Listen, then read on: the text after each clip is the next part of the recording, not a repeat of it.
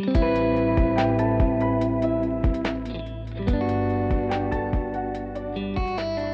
to Matcha Morning Club, a cozy lifestyle podcast hosted by your two favorite besties, Alexa and Victoria. Hi everyone. Today we are sipping on something slightly different. Not for any particular reason. We just wanted a slightly refreshing drink. So we popped to M&S and we picked up these hip hop, naturally refreshing, kind of gut friendly, blah blah blah drink. It has a peach flavor, and we have just also scanned it with a special app that tells you if your food is good or bad, and this is good. So Yeah, happy days. this is our changeover for today. And fitting with a drink, I think we are talking about our relationship with fitness and exercise today. Very exciting topic, but also just so multidimensional. And Yes. I think we have not like different views today, but like different experiences with fitness. Absolutely. And I think they've also changed over the years. So I think this one will be really interesting to tune into. Whether you're into fitness, if you're just starting out, if you're in that kind of like a weird plateau with fitness, maybe you don't like doing something you've been doing for years and you want to try and find something new. So that's what we're going to do. And another one, I think worth mentioning, it's a free judgment zone space. Yes. We Absolutely. are not judging for someone's, there's no body appearance judgment here at all. There's no like questions around what you choose as an exercise. We're sharing our personal experiences, what worked for us, and hopefully that's helpful.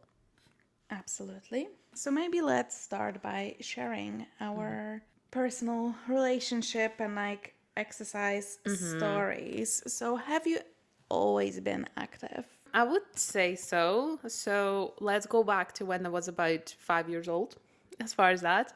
So I was doing dancing for quite a long period of my childhood. Then I gave it up when I was about 10, which also fell onto me becoming more mature from like body perspective and menstruation. And that moment was when I didn't do any exercise apart from school PE, and I have put on weight at that point because I was a child and I was still, eating for the energy levels from dancing 5 times a week, but just didn't have the dancing anymore. Fair enough. I then came back to dancing when I was 12, and then since then I've just kind of like been on and off until I was about 19. When I was 19, I started going to the gym. So like heavy lifting, all of that stuff. And I have been doing that until now. I've always kind of like, I've had some injuries along the way. I had torn my ligaments on my leg twice. So that would then result in like a 3 or 4 months break at a time. And then sometimes whenever I would be busier or not. But I've always had exercise in my life. Whether that would have been even a couple of times a week, or I went through a very consistent, almost a 4-year period of being in the gym 5 times a week. So there's a lot to unpack. What about you? No. The short answer is no. When I was a child, obviously I was doing PE and I did like a lot of running around. Like I feel like children are naturally much more active, but I have never done any particular sport. And I found out, I don't know how old I was, that I have like a really mild heart condition. So that kind of like I couldn't do certain forms of Okay. exercise since that was discovered. But yeah, I was relatively active. I just never trained Specifically, yeah. specifically. And I think I never thought about it either though. And I never like dieted, or I never really thought about like exercise as a form of weight loss until I became maybe a teenager, but like Okay. later teens. But then I remember that also when the shift with exercise changed, because I don't know if that's how it is in Ukraine, but in Poland, you get graded for PE, but you Yeah. get graded in a sense that, I don't know, you do like the high jump. And if your grade depends on how high you can jump. Yeah.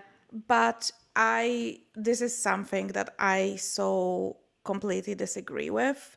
And I think it puts a lot of people off because ultimately, like some people are naturally more sporty, but also some people are maybe taller and physically have more predispositions to do stuff like that. And I think a PE in schools should install in you the importance of body movement In general, yeah. in general and show you different forms of movement. Yeah, we were exactly the same. It was all very competitive from the start. One of the main things we did like this distance jump in the sand. We had a 100-meter sprint, and then we had a 1 kilometer run. And I just remember that you had to do that 100-meter sprint within a certain time for your age. And that was all it was. And your grade depended on that result. So it was very competitive. The only thing that was positive for me at school, I played for a volleyball team for some time. And that's when, like, we obviously we had the pressure to perform as a team, but we weren't graded on that at all because it wasn't extra curriculum activity. But yeah, I can't say that Eastern European school have put in the love of fitness for me as it is as a child. I found it later on my own. I think for me, it really differed. When I was in middle school, I had a fantastic PE teacher. She was just amazing. And that's literally was her goal. Yeah. So she graded us on attendance and effort. So because she was like, everyone's different. Like, some people will jump higher, some people will jump Yeah. lower, but you're here, you're ready, and you're giving it your all, and you're trying, and that's what matters. Okay. And I loved PE with her. I genuinely would not try to skip it ever, would not try to like fake periods or anything Yeah. to skip PE because she had love for it and appreciation for like the movement That's and what you want. exercise. And that's what you want. She was a perfect teacher actually for PE, I think. And she was just so supportive. And I think, as far as I remember correctly, like my whole class, all the girls were exercising That's because, amazing. yeah, it was great. And then I went to high school and I had a different teacher. And I remember it was towards the end of it. And I was never a very, like, sporty in a sense, like, I would never had like really good results. Okay. But I was exercising, but I just wasn't the best in Yeah. the jumps and whatever we were doing. Surely if one person, for example, has a heart condition, they're not going to run as fast as someone who maybe doesn't. No. We're all built different, but I was there and I was doing it. And I remember it came to like mid-year and I got such a low grade and it Okay. affected my whole like grades Yeah, average, average. which was important then for other stuff. And I actually stopped. Yeah. Like I got like a doctor's note to not attend PE anymore Okay. It won't be because graded at for it. that, yeah, like at that moment in time my grades were more important to me because I was preparing to go to university and all of that. Yeah. But that's why I think that shouldn't be the case at all. You should be graded on attendance. And or I think generally you shouldn't be graded at all. There should be a pass. Like if like Yeah, they whether you check your passed it or not. attendance and if you attended like whatever is the percentage, then you have a pass and that's it. Versus this because people will find a way to get out of PE if they maybe feel shamed for certain Yeah, things or exactly. feel uncomfortable and then it can put them off exercise for a long time. And that kind of, it didn't really put me off exercise itself, but it did like, because I was like, oh, I'll never be good at it. So what It's is just even the confidence point? levels as Yeah. well. And as a child, and especially as a teenager, it's just so important because it scars you for life. I have a lot of experiences from my teenage years. Like I was bullied for my weight when I was at school, and that until this day haunts me. Until this day, I sometimes think like, oh well, according to Ukrainian standards, I'm fat or whatever, you know. And it's such a difficult, like, is mental health. It's very difficult to get out of your head. There's a lot of work that you have to put in, and schools are responsible for working on your image, your body image, because there shouldn't be a toxic environment for that to happen. But unfortunately, quite often it is the case. Whilst, for example, my brother, he's a part of a swim club. And what I was really glad to see in his swim club, there are swimmers of all shapes and sizes. And I mean, swimming is that sport where you can be a very powerful swimmer by being a bit bigger. And there are girls and there are guys and they're incredible swimmers. I can't catch up with them. So it's like it really depends. And I know some sports require you to be, small and lean, etc. But I think as a school, it's a school's responsibility to make sure that the space is safe, that the space is friendly, that any sorts of movement is encouraged, and no one should ever feel ashamed or unsafe because they can't run fast enough or because, they have 5 kilos extra. In like ideal world, a school should pinpoint which students really maybe excel and show promise, and Yeah. then get them to train these disciplines and maybe do it outside of regular PE hours. But regular PE hours, everyone should be welcome and everyone Yeah. should be encouraged to just be there and try things. It should be a very welcoming situation. My problem was, when, I don't know, again, if it's the same, but you'd play like team sports. So, for example, Yeah. volleyball. And then the teacher would say, like, okay, you're going to be a captain and you're going to be a Yeah. captain. And then they pick, like, The team. the team. The people that are left to the end, it feels awful. Is the people that no one wanted, or Yeah, and I'm like, imagine being the last person standing. You're nobody's choice. You just have to go to the team. No one picked you. so humiliating. It's so humiliating, and obviously, all the people who are picked last are people who are maybe not as good as in this discipline. But I don't know, like, what should be done about this, or maybe like, should we make more teams and maybe share it by how good people are, so have it like two teams that are very strong and they can We had smash the that. ball. We just had a teacher pick, just say like you go there, you go there. But we did also Yeah. have that. You pick your team. Yeah, and it is awful, like, because you already go into it with such a low confidence because, like, oh, I was at the very end, or like no one wanted me in their team. So how are you supposed to go confident and give your best to the game when you already feel shitty about yourself? Yeah, and I would love to like maybe hear from people who listening to this who had a very positive school experience with PE, because I think mine was all right. Like it wasn't great, but it wasn't like horrible. PE specifically, but I know there are probably will be examples of people who like loved my PE, and a lot of the times Yeah, it's down but to the teacher. I'm wondering as well if these are going to be the people that were just really good at it. Yeah. So they were always picked first. They were always team captains. They were always excelling. So they never, and good for them, hun. Like if you're fantastic at like sports, that's good for you, fantastic. But like they will never understand how it feels to be the last one standing. Yeah. So it's obviously a completely different experience because they never wonder like, oh, I have bad grades, because they naturally were really good at it. Well, you know what was actually common in my school is that people, those people who were so exceptionally good at sports, they were actually pretty bad at a lot of other subjects. Not everyone is meant to be an athlete, but not everyone is also meant to be a math genius. So that's just how it is. What does being active mean to you? God, that's a hard question. As a person who, I genuinely in general struggle with exercise so much. And I feel like this year I'm slowly, very, very slowly finding a routine that works for me and exercise that works for me. But I'm 32. It's been years of struggles. So if you feel the same way, listen, I'm here. I know how it is. And I know how it feels looking at all these people online, going to the gym at 5 a.m., 6 times a week, doing this, doing that, and, excelling in everything. And at least on surface, looking like they love it.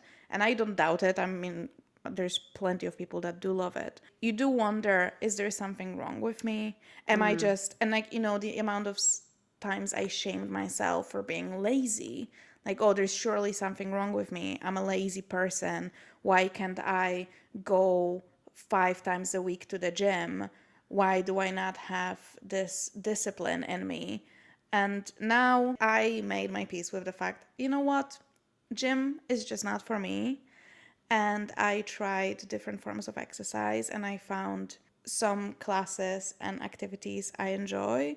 And would I maybe lose weight quicker or get like physically better results by different exercise? Probably, but I don't care. I just want to move my body and I want to look forward to it. And I finally found exercise when I'm like, I'm actually looking forward to Yeah. doing this. It's not a chore. It's not like, oh my God, like this was awful. Like It's like I counting enjoyed down, it. yeah, I not counting downs for like, well, I mean, I still sometimes hope it finishes because it's hard, but Yeah. not in a sense that It's like, oh, I normal. don't want to be here. Yeah. Yeah, I think like just being active is, moving your body in a way that brings you joy. And, or, you know what? It doesn't have to bring you joy. But I saw like this one nutritionist I follow, and she was like, find activity that disgusts you the least. Like, if you're not an active person, if you're Yeah. not one of those like gym rats, find an activity that disgusts you the least and try to stick with that. Not everyone's an athlete. I don't know why we expect everyone to be as well. Like, for example, I love to read. I consume a lot of content about Yeah. books. And I feel compared to those people, I read very little. But then I go to work. And apart from maybe a couple of people are like, oh my God, you read so many books. I didn't read a book in like 5 years. Yeah. And, so it's all, but Relative. then Yeah. relative, but also no one expects you as an adult to be a reader, even though realistically being a reader is probably a positive thing and it's good for your brain and development and whatnot. No one is like, oh, you're shitty or lazy because you don't read books. But you're shitty and lazy when you don't exercise Yeah. technically, which I'm not dismissing it. It's extremely important for our bodies to find exercise that we can do continuously because that's what our bodies will like we're built for. Like we're supposed to chase after prey Yeah. and run. And now we sit in our chairs. Yeah, that's really changed. So I don't want people to like think like, oh, like it's not, it is important, but it's just kind of, I feel like there's a lot of shame attached to it, if that makes sense. If someone is not active, yes. But for me, being active means that I can get outside and I can go do a hike, do an easy run, do a fitness class, and not absolutely destroy myself there.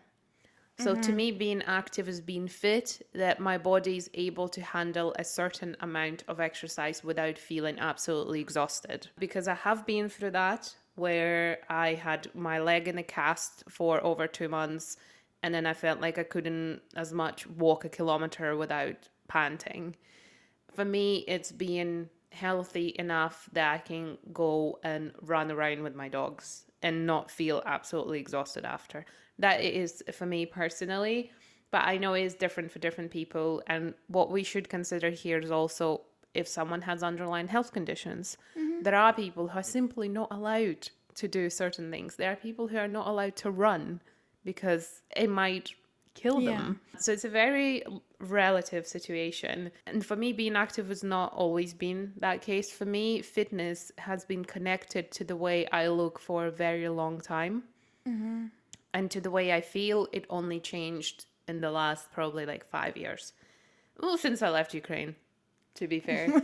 7 years. Since Yeah. I left the extremely toxic surroundings of you have to be skinny, otherwise you're fat, you're unfit, you can't do anything, which is completely is not true. so ridiculous. We have this idea of how healthy might look like, but you might have someone who, on the outside fits that like healthy quote unquote body type, but they're not But at they're all. actually not. And then you have someone who will be like, oh my God, like they do not take care of themselves and they're super healthy and they have great results like in sports or like they're like, they go to the doctor and their like blood results come fantastic. Yeah. So, there's also just genetics play such Huge a big role. role. genetics is one of those things where, so for example, on social media, you might see a girl on social media that has this perfect perky bum that looks literally like a shelf, shaped like a peach. Perfect. 99% of the time, it is genetics. Yes, she goes to the gym and she works on the muscles, but it's the way it's shaped. Majority of the time, it is genetics. And that's the case for all other muscles. For example, I naturally have quite big calves. They just are. And I've been told by a bodybuilder from my gym, I was like, look at your calves. Do you do like, well done? I'm like, I've never, ever done an Yeah. exercise to work them. I walk and, I do lots of exercise, but I've never worked specifically on that. It's just genetics. Some people hold more muscle mass in their lower body than they do in the upper body. It just really depends. I mean, lots of the time, like, people just don't understand. And it's the same about, being a PT. A lot of people think that if you're a PT, you must look a certain way. But being a PT is a lot more about knowledge rather than your looks. You can have Ken looking PT, but if the head is empty, he's not going to help you reach your goals. No, absolutely. I had a really actually bad experience with it wasn't like a proper PT, but I joined one of my many times of trying to join a gym. It was years ago. So I joined the gym, and with that gym they included like one meeting Oh, with a yeah. PT, and he sets you your goals. That guy, I hope he's not doing that job anymore, because he did not listen. Because I went to him and I explicitly told him, like, I have really difficult relationship with exercise. I just want to work. I don't want to be disgusted by it. I want Yeah. to slowly ease into routine. So he is like, yeah, yeah, sure, sure, sure. I'm like, I don't have any like particular body goals that I want to achieve at the moment. I just want to go regularly and do Yeah. like a Get full, used to the full, space. yeah, and like just like a full body. So like mobility, so I'm active and mobile. And if I once I'm maybe into routine, we can, Talk about. yeah, and Yeah. change it. He's like, yeah, yeah, cool, cool, cool. Sends me the list of exercise. So I went and I've done it all. And because I didn't know any different, I was like, okay, well, this is what he prepared for me. I literally powered through it barely. I couldn't walk for 3 days. I, but like to the point where like I was out of commission and I couldn't leave a normal. Like, don't get me wrong, obviously you get sore and get sore muscles, but when it literally, I was Hurts. in such a pain all over my body. And then I went again, and I remember he came to me and I said to him, because I was doing an exercise, and he's like, oh, you can put more weight on it. Mind you, that was my second time at the gym. Yeah. And I'm like, why would I do that? Like, what are you what are we trying to do here? Like, clearly you don't listen. And like when I hear people say, oh, I did my exercise and I vomited after, and they say it like It's okay. it's a Yeah. good thing. Like, oh, I worked out so hard, I vomited. I was like, are you out of your mind? Like, this is not a badge of honor that you put your body through so much work and pressure that you literally had to vomit at the end of it. This is not how real athletes train. Like, that's one thing that I've realized. There are people who do things like CrossFit and, all of those things, and they will exercise themselves to, those situations where they feel unwell, they feel dizzy. If you ever watch like diaries or documentaries of top athletes in the world, they prioritize rest and recovery over, because at the end of the day, them vomiting 2 days before their competition is not going to help them. No, absolutely not. It's the same. So when I was in middle school, I actually was helping. So we had like little, like, well, not little, like competitions. So, all the schools around Yeah. would come, and it was like running competitions. So my friend and I, we would sit at the end and we'd like note times and do that kind of stuff. And I remember literally it's ingrained in my brain. It was just like female run, like I don't remember how many meters. And they would push themselves to the point that literally you had the finish line And right behind the finish line, all their like trainers would stand because the girls would pass out as soon as they crossed the finish line. They would push themselves so hard for a better time that they were standing there to catch them as they fall and pass out Oh. after the exercise. Like, surely that's not good for your body. I see a lot of that with long distance things like Ironman and like long distance running for Olympics, because running for that amount of time is inherently not good for your body. But people choose to do so, and it's a discipline. So, as long as the choice is there, it's cool. But I just don't think it's healthy. And a lot of the athletes will tell you that, well, obviously, because we're not meant to do this for our whole life. They are in a sport for 10 years, 15 if they're Yeah. lucky. And then they're forced to retire at the age of like 35 most. And because their body can't take it anymore. But that's like on the competitive side of fitness. If we are to go back to kind of like, an average human being who just has a job and does fitness, I think it's all about balance. And we've said this time and times again on this podcast. It's like, it really depends. It depends on your lifestyle. It depends on your work. But fitness has to be a positive environment for you. It has to be a safe space.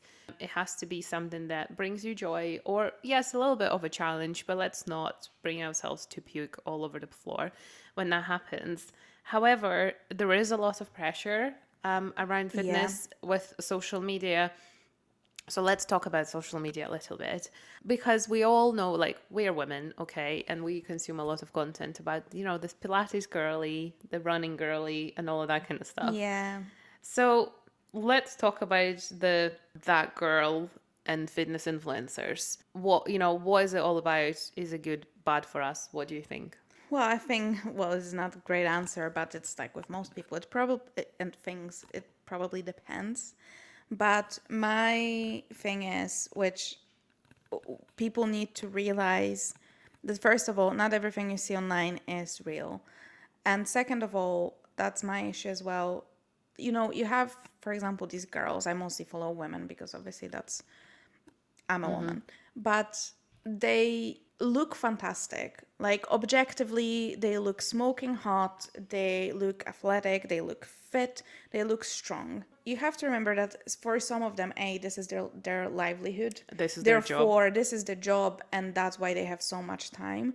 Or I know a lot of people that this is their only thing outside of work. So, for example, Yeah. they don't have children, they might have a partner who likes the same stuff, so all they do, that like the amount of sacrifice, like their whole lives will be, yeah, they will go to work, but they will, for example, not drink, not party, not go out and have a pizza. They will look what they eat like a hawk, and then all they do after work is exercise, and then, I don't know, eat chicken, rice, and broccoli and go to sleep. And that's fine if that's their goal, but I think there is this misconception, and social media do have a lot of blame for it. People are trying to show you that in one day they do everything. They eat perfectly balanced meals that they homemade, and they exercise 5 times a week, and they read 5 books a week, and they, I don't know, go on walks in the nature, but they also go out with friends and have fun, and they still sleep 8 hours a night, and they still work 9 to 5 and do God knows what else. And it's just unrealistic. And I think we need to think about that, because there is that pressure. You look at all of that, and then again, you blame yourself, and you're starting to think, what is wrong with me? Why can't I be this person? Am I lazy? Am I useless? And that doesn't help. Like, that negative self-talk does not Yeah. help. Social media and fitness has been, ever since Instagram started, wherever that was, 2012 or whatnot.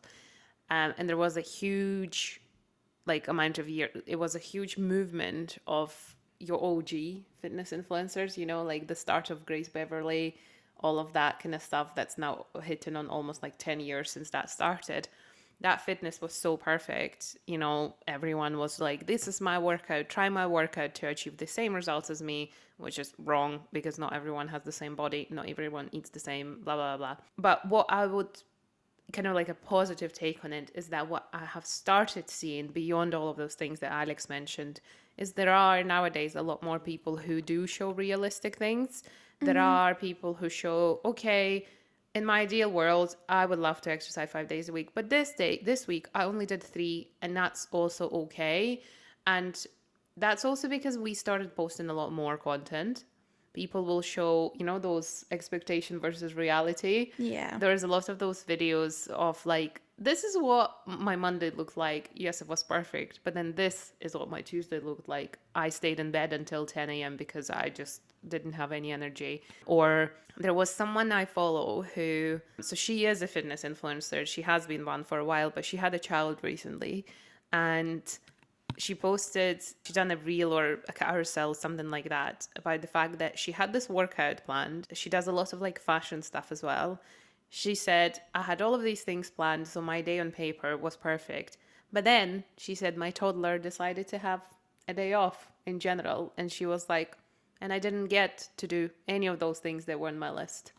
And she said, and that's okay. It's part of the journey. It is frustrating. And it's so nice to see those kind of things because, well, yeah, it is true. Because if we are to show our real life, day to day, I was recording Alex a voice note there today being like, I had my workouts written out, but then my digestion got in the bin and I've been bloated for the entire week. So I couldn't even, the worst thing I could imagine is getting into tight gym leggings Yeah. and then exercising. So it's one of those things. It's all about balance. Next topic, well, not topic, like a subtopic for me that I always talk to people about is motivation versus discipline. So I would like to hear your take on it before I tell you about mine. Well, I have neither. So there's that. Well, that's something again I'm working on because I very often rely on like bursts of motivation. Yeah. I did like a 2 month gym thing when I was like going 4 days a week. And it wasn't great. Like I wasn't enjoying it. Okay. Sometimes I was enjoying it, but I had to pretty much pressure myself every single time to go. Obviously that wears off really quickly. I don't know, but there's probably people that feel the same way. You know how it is. Like you go for 2 months and maybe the results are not there. Yeah. And It's normal. if that's because that's your only motivation, if your only motivation is like losing weight or looking a certain way and it's not happening as quickly Yeah. as you would have liked, then what else is going to push you to do it? Obviously, it is your discipline that keeps you going or enjoyment, I think, Yeah. which is another thing that people don't talk about. Or maybe just like the older I get, the more I just think about I would like to be older and be able to like bend down and pick something from the Yeah. ground. So it's the mobility, that kind of side of things. It's not only the looks. I'm past the age when I'm like, oh well, like it would it be nice? Yes, of course. And I do not say, oh, nobody should care about looks because that'd be a lie. I think there's other things that can keep you motivated and keep you going. Yeah. Okay. So for me, motivation is great. It starts those, bursts of like, oh, I'm gonna go to the gym, I'm gonna start doing Pilates, I'm gonna start going to the cycle class. It's fantastic. Motivation is honestly amazing. It got people started. And the word here is started on a lot of things. Yeah. I have experienced it firsthand myself where I can got motivated really well for like a week or two. What's going to keep me going is a discipline, is my promise to myself that I'm going to do it. Now, one thing to remember about fitness, you're not doing this for anybody else. You're never doing this for anybody else because no one else could care more than you should. And for me, there's a lot of those like, oh, my boyfriend wants me to exercise. My wife wants me to exercise. They sure can want to, but they cannot make you to. So, and it's one of those things, unless you really want it hard enough. And okay, let's imagine we're riding a wave of motivation for the first couple of weeks. And then that third Monday hits, and you're like, oh, can't do this anymore, or can't get up, or whatever. And that's where discipline really helped me. 2 years ago, I decided I'm going to be a 5 a.m. girly or like a 5:30 a.m. girly. And it was just the discipline, because every single morning I had that internal battle of like, I don't want to go, I don't want to go. But I'm like, Victoria, if you gonna close your eyes now and sleep for another 2 hours, what's gonna happen? Nothing. You're not gonna get, like, what's gonna happen? You're just gonna waste the morning where you can exercise. So for me, it was always like an internal battle of, you need to get up, you need to get up. And it's very difficult, but I did stick to it for long enough that at the end of the day, after maybe like 8 weeks, it was easy. It was then easy to get up. And I was like, that's not a problem. And then when someone would ask me, oh, how do you get up? And I was like, well, I just do. There's not like a sudden weird force that lifts me off the bed and off I go to the gym. I just open my eyes. I'm like, okay, I need to go because I know I will feel better for it. Because I always feel better after a workout. I always do. But I don't always feel better after laying in bed and being like, didn't go today. I think something that's really important with that is if you stick to something long enough, it will change your beliefs. So that's Yeah. what I read some books and like articles about it. So basically, we all have these like deep rooted beliefs about ourselves. We, about our personalities and who we are as a person and like how we behave. And for example, so that's the important thing. That's what you need to work on changing. So you need to start thinking, like, for example, I am a gym goer, that Yeah. this is who you are at your core. So after some time when you are waking up, so you just became a person that just wakes up at half five and that's it. And there was, so when people ask you like how you do it, you don't even know how you do it because Because that's just who yeah. you are. And what you think is what you say, and what you say is what you do, and what you do is how your life goes. So basically, if you keep telling yourself in your head, I am useless, I am lazy, I am fat and unable to do Yeah. anything, I am not good enough, then this is what that's what you think about yourself, and that's what your Yeah. core beliefs are gonna be. So then, because our brains, whatever you believe in, they're gonna look for proof to your Yeah. beliefs. So basically, everything that happens, your brain is going to just pick on things to support your like deep rooted belief. And that's why it's important to like get on that and, realize when it's happening and change that. So, everyone has, again, like you don't have to wake up at half five. That's No. fine. Yeah. You need to find a time that works for you, but maybe just reframe certain things. Uh, Who do you want to be? Or yeah. like, how do you want to feel? Because it's also about, I saw this actually, I think yesterday. There was a video, it's actually about content creation, but it was about how, do you become that person? And some people would say, oh, it's lame, or it's like, well, I'm not doing that, and that's too like cheesy or whatever. But talking to yourself in the mirror, it's just crazy how good it works. Almost doesn't seem that way, and there's a lot of things online that you can read up on what you can say, but it's like people do it a lot of the time with their kids when they're trying to bring up a nice and kind person to say, love yourself, be kind to yourself, and all of that kind of stuff. Is just standing in front of the mirror looking at yourself, and not looking at yourself as in like what you look like, but looking through to your eyes and just saying, I love you, you're a good person, and then saying some things like what you will do today, and being like, I'm choosing to be kind today, or today I'm not going to get frustrated over some idiot at work, for example. Or today I'm going to go for, my fitness class or whatever, and I'm going to enjoy it. And it's just like, it's actually, I've tried it a couple of times. It's actually insane the difference it makes to your day by just talking to yourself. The self talk and manifestation can just do so much for you, and heavily applied to exercise and how you can make yourself feel better. Absolutely. And another tip would be if you maybe are not kind of at the stage where you want to talk to yourself in a Yeah. mirror, which is fine, I would say if all the stuff you tell yourself, if your best friend came to you and said, oh, I'm so useless, I'm so lazy, you just shake them and be like, what are you talking You'll be like, about? slap them. You're this amazing person. Where is this coming from? And you would never allow your best friend or your partner or anyone you love and care about to think that about themselves and speak like that about themselves. So why are you doing it to yourself? Yeah. Like, you should be the person you love and care about the most, because this is this is your, well, what people there's different beliefs, but like in this particular life, this is it. This is what you're working with. So, show yourself compassion like you do to others.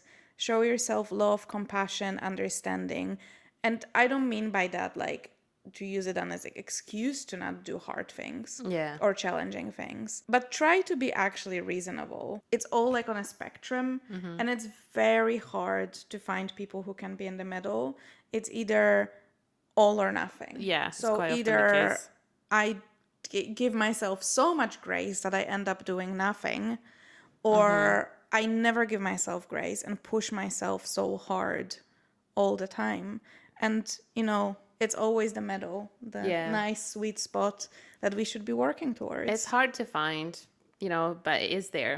So, switching from, motivation and kind of all of those things. In terms of our relationship with fitness, there are a lot of those fitness trends, like at the moment being in Pilates girly school.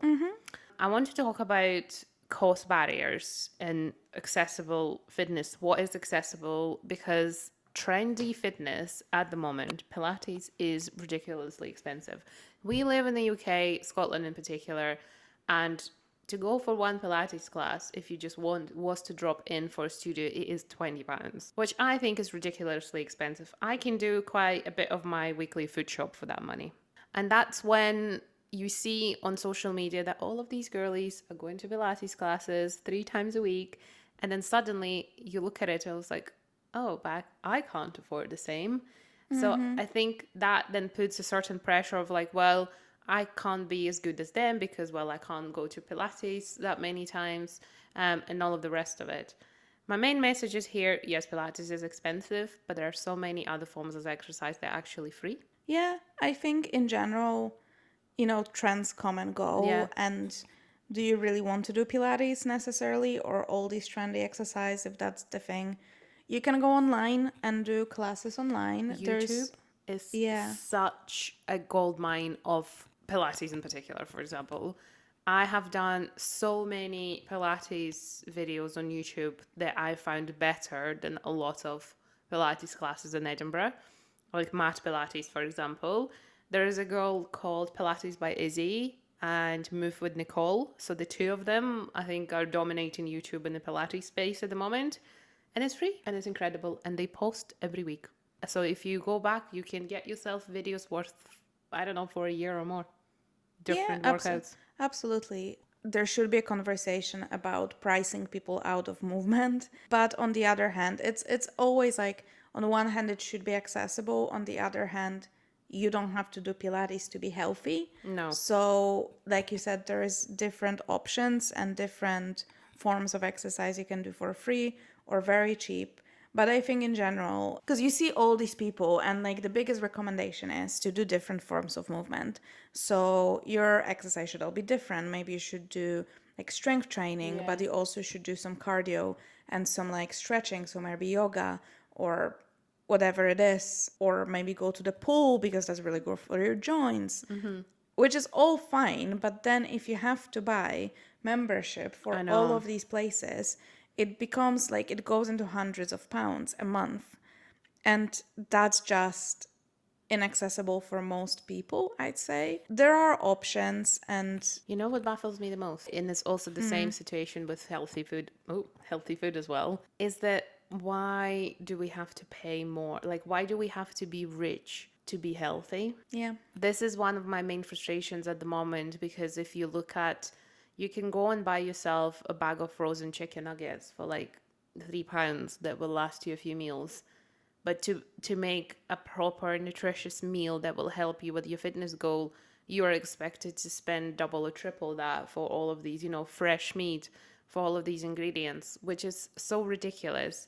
And then at the same time, that does make fitness, a bit easier because walking is free, running is free. I mean, yes, to turn on YouTube, you do have to pay, basics, so like basic bills, electricity, and you have to have Yeah. internet.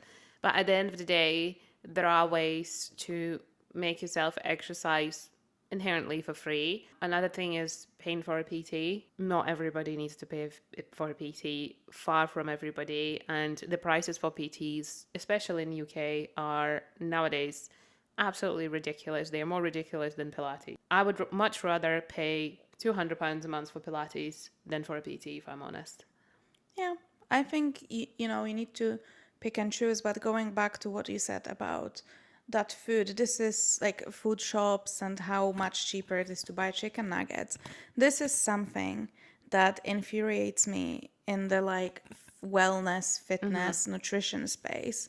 That a lot of people will shame other people for like, they're like, oh, it's so cheap to eat healthy, you can just buy some like vegetables and make this or that or whatever. Being able to think so much and in depth about your nutrition and what you're going to eat is a privilege not everyone has, because if you're a single mom of two working two jobs to make ends Yeah. meet and you're absolutely exhausted, you're not gonna have time to sit down and think like, oh, what kind of nutritious balanced I know. meal can I make for myself and my children now that I worked for 14 hours and I still need a shower and I still need to sleep. You know, it's easier to go to those places, buy frozen stuff, chuck it into the air fryer, and it's out piping hot.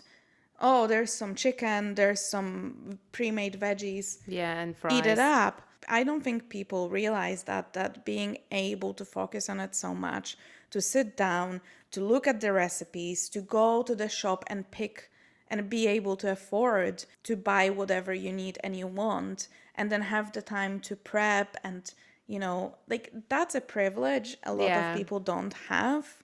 And I think, And it shouldn't be a privilege to eat healthy and move your yeah. body. But now that we spoke about all of those things, let's maybe talk about what works for us and what we like to do and what our routines are. As I mentioned earlier, I used to be like a 5 a.m., 5 times, 6 times a week kind of gal. The times has then since then changed. I had a couple of injuries and just realized that I don't have to be that person anymore. And then my work also sometimes allows me to not having to wake up at 5:30 a.m. So at the moment, for me, in general, being active is being able to go for walks with my dogs. At the moment, I'm really enjoying. I'm going to either one Pilates class a week or like a Legree class or swim, and then the rest for me is 3 times a week at the gym. I also do hiking like every now and then when I want and can. So for me, it's like a perfect mix of all of these things that allow my body to feel like it's healthy and it's happy and I can do all of those things. For the last year, I've been trying to find the balance. I ran a half marathon last year that knocked me back by quite a lot in terms of fitness and mental health because I had injured myself training for it.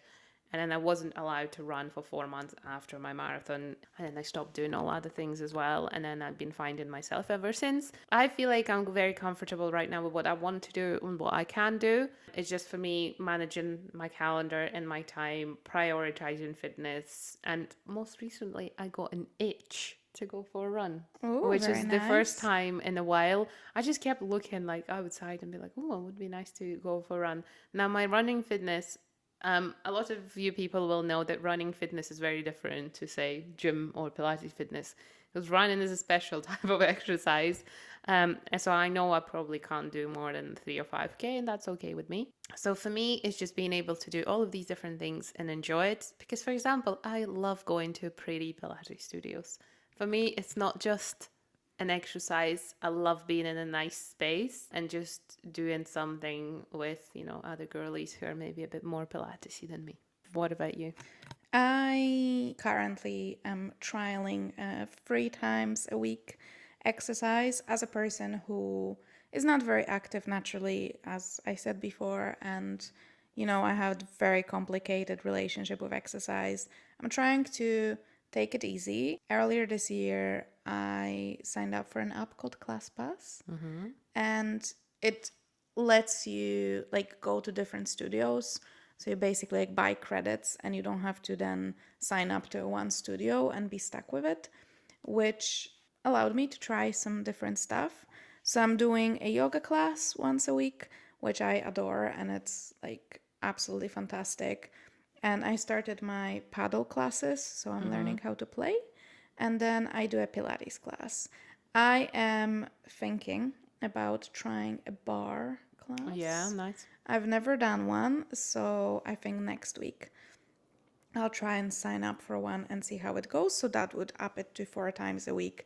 And I, for example, personally do not aim for more than 4 times a week. That's still a very good I split. I think like if I do 3 times a week every week, I'll be more than happy. If I manage weeks where I can do 4 times a week, fantastic. I do not aim for more than that. I would aim on the other days for more walking Yeah.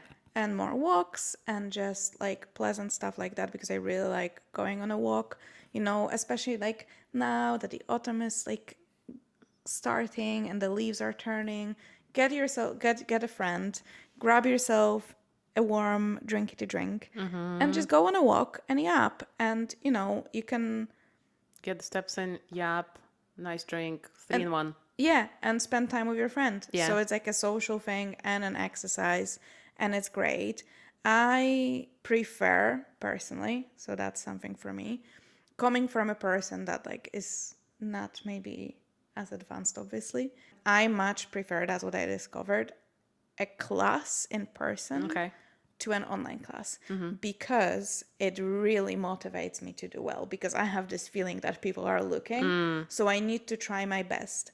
And it always shows me that my body can do more than Yeah. I think, because when you work out, like, well, not when At you, but home, yeah. It's a I'm bit like, like, oh, it hurts. Okay, I'm yeah. gonna I'm gonna take a little pause, but you can go through it. And I'm not talking like pain as in, oh, it's you're hurting yourself.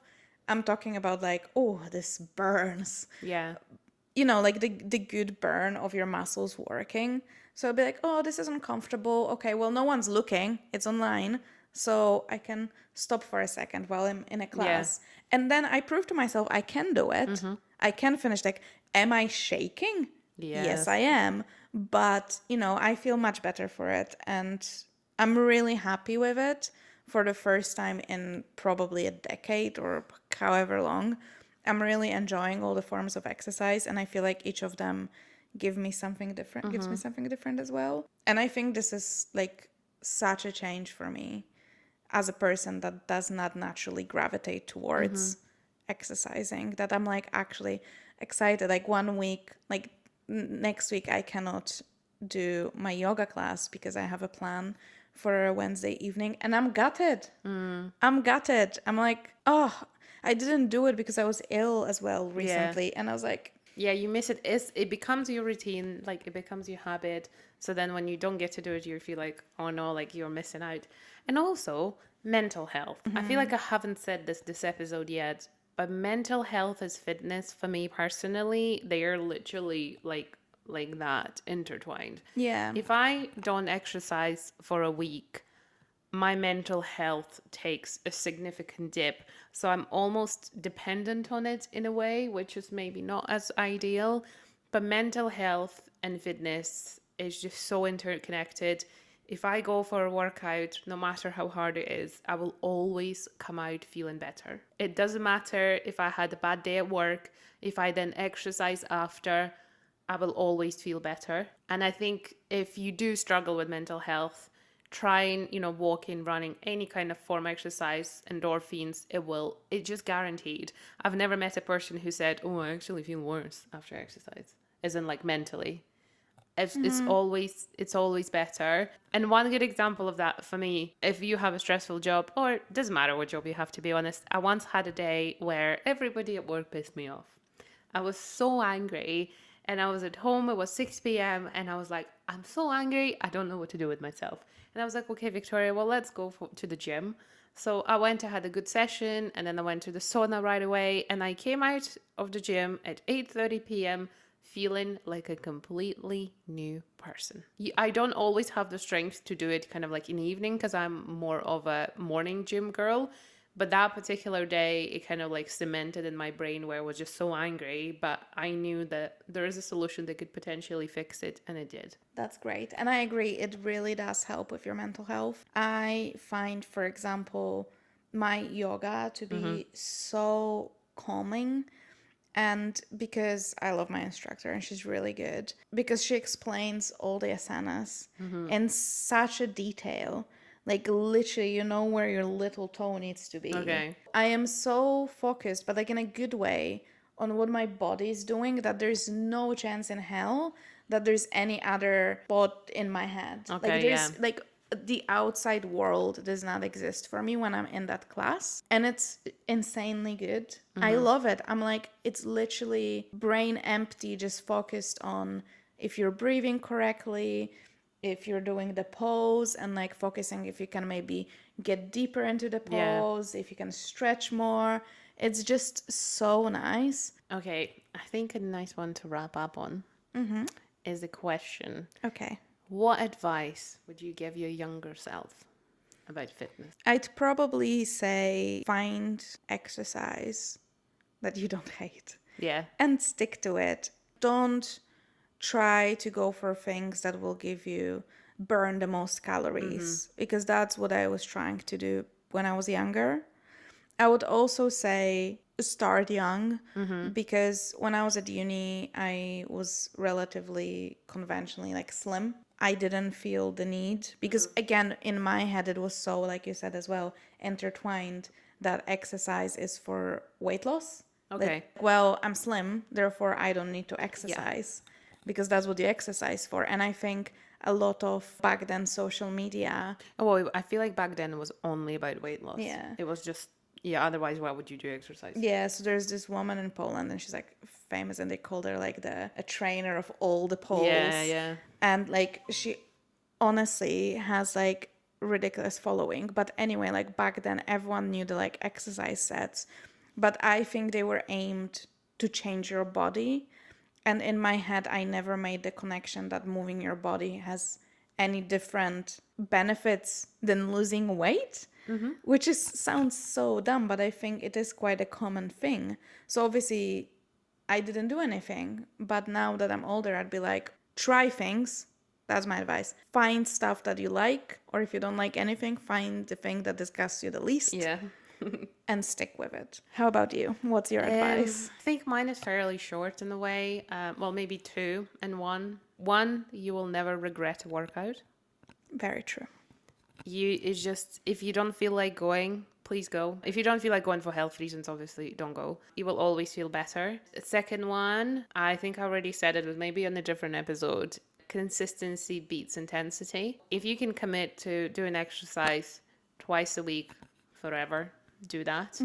I think doing things like, oh, like I'm gonna exercise super, super hard for the next 4 months and then I'm gonna give up, it's just not sustainable, and only works if you're training for like a race and then you're never planning to run again kind of situation. So yeah, those would be two of the things that I would give myself to probably support me, and things that would have helped me at the time of need to understand that you shouldn't give up something. And, if something that feels hard, well, just still keep doing it, but maybe do less of it if it feels like it's too much. I would also like to remind people that in the era of social media and internet, what you see on social media is mostly It's a highlight reel after all. it is a highlight reel, but what I'm trying to say is like you get to pick who you watch, and the algorithm is really smart and it's going to show you what you watch, and it will show you more and more of this. Take your time to go through maybe your followed list, unfollow people that make you feel bad, unfollow people that make you feel a certain way, that you're not like good enough, that you're not working hard enough. There's plenty of fantastic people that talk about wellness, fitness, and nutrition in the online space. Follow them, pick someone who actually inspires you in the best way possible, because those people are there, versus just, following completely unattainable, lifestyles and bodies sometimes, because again, those people, that might be their whole life goal to look a certain way, and good for them. but it's not accessible for like your average 9 to 5 worker. Yeah, exactly. Okay.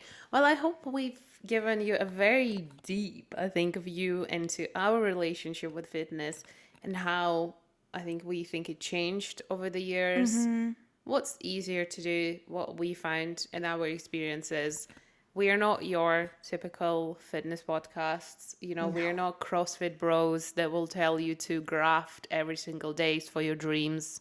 I mean, true, but in other cases, if you are looking to add fitness to your life as means of keeping healthy and wealthy in many different ways, then please do so. And don't let anyone discourage you on social media. Don't listen to that gym bro who tells you you have to be awake at 5 a.m. One thing I would say, though, don't be lazy and don't give yourself excuses that are just for the excuse's sake. That would be also the thing to say. I think ultimately you have to think what you want. Yeah. Because if you really want that body, there's nothing wrong with that, but you need to work for it. Actually, I don't remember if I did mention it on the podcast. Maybe in our first season about someone that I met on the top of Pentland Hill.